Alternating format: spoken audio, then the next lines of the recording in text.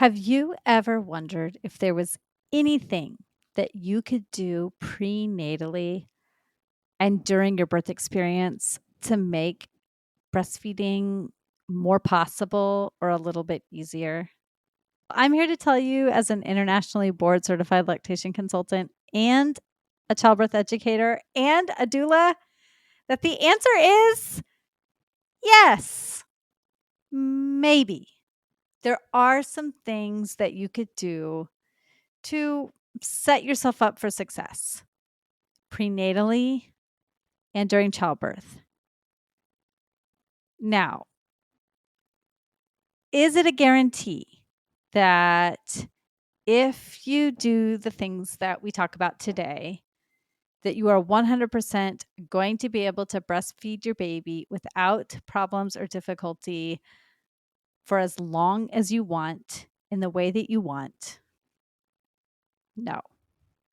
Anyone who has heard my 100th episode where I outline my stories will know that's just not the case. I think even if I had a home birth with my first, I would have probably had a very similar outcome with him as far as feeding him goes because of his oral anatomy. But there are definitely some things that you can do to try to ensure your success along the way. So let's get into that. So, just like anything else, we can have the best laid plans, and things don't always go according to plan. It doesn't mean that we shouldn't plan. So, a birth plan helps you to know what you would like to do given scenario A, scenario B, scenario C. So, it's not dictating exactly what you want to happen. It's helping you to go through your options and your choices and your preferences given the scenarios that could happen. And that's the same with baby feeding. So I highly recommend that you think about what you would like to happen given the various scenarios that could happen in your birth setting when it comes to baby feeding, and have a baby feeding preference list that you and your partner and your care team and care providers talk through before the day arrives for you to have your baby, before that postpartum care time arrives. That way, you are not making decisions in those tiredest moments, in those weakest moments of your life, without ever having come across the information so that you can make informed decisions based on what you have looked at ahead of time. And you might get that information by attending a childbirth education class that is informed about postpartum care, baby feeding, and the impacts of the various birth scenarios on baby feeding. And then you'll write down your various preferences. So, for instance, most of us know that skin to skin is really good for baby. But at your facility where you will be giving birth, does skin to skin for them mean 10 minutes? And then they're going to clean up the baby and weigh the baby and measure the baby? Or does skin to skin look more like 2 to 3 hours, which is the ideal minimum? If baby needs to be whisked away, when do you get to have that skin to skin time?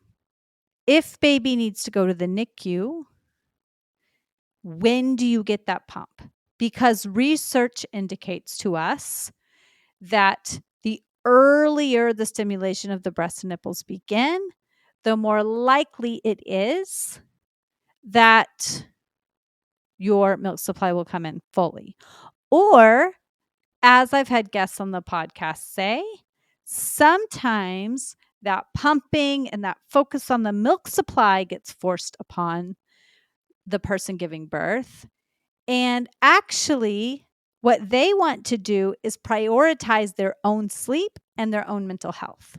And so, if that is your preference, it could sound something like, I prefer to prioritize my own sleep and mental health over breastfeeding. But if you don't write that in the plan, somebody could be waking you up, asking you to pump frequently, bringing the baby to you, waking you up, when what you really want is to prioritize your sleep. So that should be in a baby feeding preference plan somewhere. In addition to that, in the preparation time, you should be finding care providers who are really going to support your baby feeding plans. Now, if you're giving birth in the hospital, there is no guarantee that every nurse is going to support them, that the on-call doctor is going to support them. So you can just get that out of your mind now and know you're going to get who you get and you're not going to get upset. But you can really ensure that the pediatrician you select is really supportive. And you can ask them questions. What happens if my baby gets to that 10% weight loss mark? What are you going to do? Can we use the 24-hour weight of my baby instead of the immediate weight of my baby as the starting point? What do you do when baby is showing signs of reflux? What do you think of tethered oral ties? Who do you refer to for those? Do you have a list of breastfeeding support groups? Do you have a list of lactation care providers that you can refer me to? Because if the answer is not yes to those questions, they're probably not very supportive of breastfeeding. And then make sure you have a non-judgmental, informed IBCLC who already has your information on file, preferably somebody who you saw prenatally, so that once you have given birth, if you're having any difficulty, they're ready to come in and help you if you need that extra support with feeding your baby, and there's not a gap in time as you're searching for the right person. As you're thinking about your birthing choices, should I be induced? Should I get an epidural? Are there other pain management techniques I should use? Should I get a doula? What other birth interventions am I curious about? Be looking at those through the lens of not only how are they going to impact me during the birth, but how could they impact my postpartum experience? Because it's not just about what's happening in the birth. And as a doula and as an IBCLC, my job is to help clients figure out what is right for them. And there's no right answer. So sometimes when I was a doula, my clients definitely needed the epidural. Sometimes my clients really needed to proceed with the birth without outside pain management. But they needed to be able to make the informed choice about how their chosen pain management was going to impact them. For instance, when people use epidurals, they need lots of IV fluids to keep their blood pressure down, because high blood pressure is a side effect of epidurals that can cause swelling in the mom, engorgement in the breasts, which can sometimes lead to edema, which can sometimes make latching more difficult. It can also sometimes lead to a delay in some of the sucking reflexes in the baby, which can lead to a delay in milk supply, which can lead to early supplementation of the baby because they're worried about that 10% weight loss. Or the IV fluids can lead to swelling in the baby, and they take that first weight, but it's a little bit off because they have so much liquid in them from the IV fluids. Then they pee that off, but then it looks like they've lost more weight than they really have because they have that IV liquid. And then that leads parents down this road of early supplementation because of these interferences from the pain medication. And so this is something to be aware of when you choose your birth interventions. Am I saying that nobody should use pain medication to manage their pain during birth? Absolutely not. But when you are experiencing a baby who's having difficulty latching after pain medication has been used, that is your moment to take a step back and say, hold on. I had an epidural. I had a long 2-day labor. My baby also had that epidural because it crosses the placental barrier. I would not expect my baby to be latching immediately as a result of this. Let's give it a little bit more time.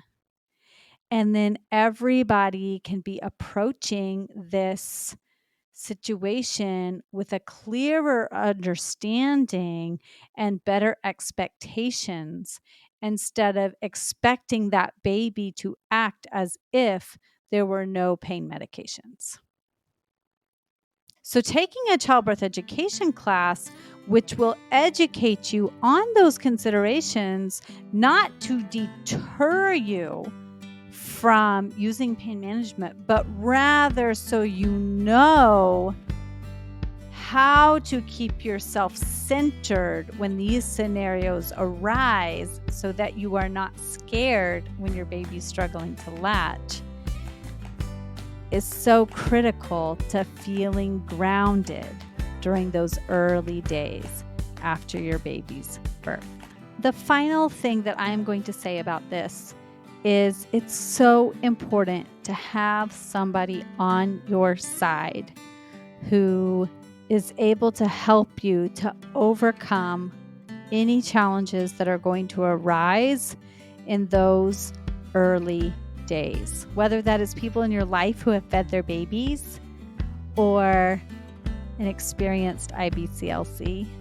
So if you would like me on your side, I would love to be that person. You can reach out to me at quavinbirthservices.com. I would be so delighted to be the person who helps you figure this out. And did you know that I also can do prenatal education? So if you would like to do a prenatal education session with me that is covered by your insurance, you can reach out to me during pregnancy as well.